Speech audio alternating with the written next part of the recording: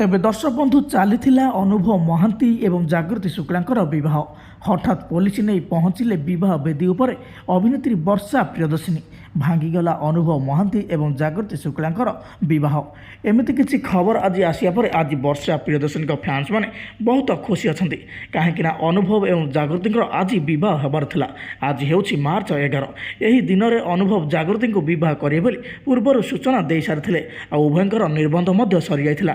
ଆଉ ଆଜି ଯେତେବେଳେ ବିବାହର ଦିନ ଥିଲା ସେତେବେଳେ ବର୍ଷା ପ୍ରିୟଦର୍ଶିନୀଙ୍କ ଫ୍ୟାନ୍ସ ଠାରୁ ଆରମ୍ଭ କରି ଆମ ଅଲିଉଡ଼ ଇଣ୍ଡଷ୍ଟ୍ରିର ସମସ୍ତ ଦର୍ଶକମାନେ ବହୁତ ନିରାଶ ଥିଲେ। କାହିଁକିନା ସମସ୍ତେ ଚାହୁଁଥିଲେ ଅନୁଭବ ମହାନ୍ତି ଜାଗୃତିଙ୍କୁ ବିବାହ ନ କରନ୍ତୁ, ବର୍ଷା ଏବଂ ଅନୁଭବ ପୁଣି ଥରେ ଏକାଠି ହୋଇଯାଆନ୍ତୁ।